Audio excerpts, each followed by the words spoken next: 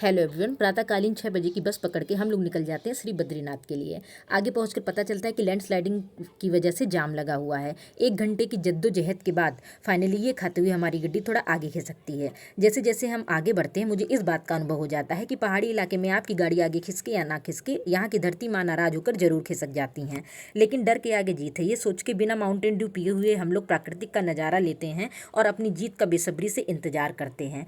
फिर आगे बढ़ते हुए हमें कलरव करती हुई ये नदियाँ दिखती हैं और साथ ही साथ उनका ये प्यारा संगम भी हमें दिखाई देता है। ये सारी चीज़ें मैंने किताबों में देखी और पढ़ी थी, लेकिन आज मैंने इन सारी चीज़ों को साक्षात देख लिया। फिर आगे हम लोगों को मिलता है मौत का कुआं। इसका नाम है पाताल झरना और ये किसी पाताल से कम नहीं है।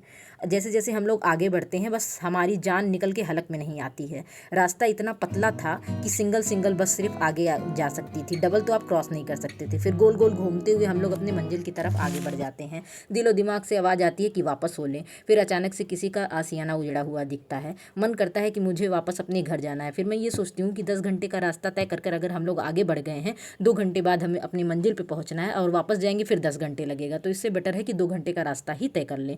और फिर पहुँचते पहुँचते हमें हो जाती है शाम, लेकिन प्रकृति का नज़ारा देखते हुए हम लोग बस आगे बढ़ते हैं।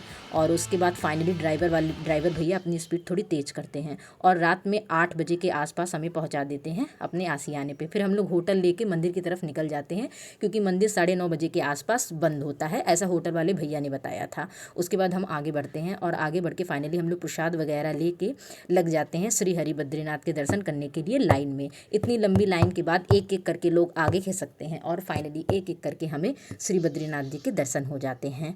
दिल को सुकून मिलता है कि 12 घंटे की जो बस की थकान थी वो सब हम लोग बिल्कुल भूल जाते हैं। उसके बाद हम लोग पहुंचते हैं तप्त कुंड में। यहाँ का पानी हमेशा गर्म रहता है। यहाँ का टेम्परेचर -डिग्री पे था, लेकिन भगवान की महिमा देखिए कि टेम्परेचर -डिग्री पे है लेकिन यहाँ का पानी बिल्कुल गर्म है। और ये वही पुल है जहाँ से अल्लू अर्जुन ने तमन्ना भाटिया को नीचे फेंक दिया था। वही मैं देख रही थी कि इस गर्म पानी में जाके तमन्ना भाटिया का क्या हाल हुआ होगा। फिर बाद में आया अच्छा नहीं, वो तो शूटिंग थी, शूटिंग में तो ऐसे होता है। फिर दोनों तरफ की नदियाँ देख के मुझे बहुत ही शांति का माहौल लगा। वहाँ पे बिल्कुल कोई चिल्लाहट नहीं, किसी से कोई बैर नहीं, बिल्कुल शांति से सब लोग थे।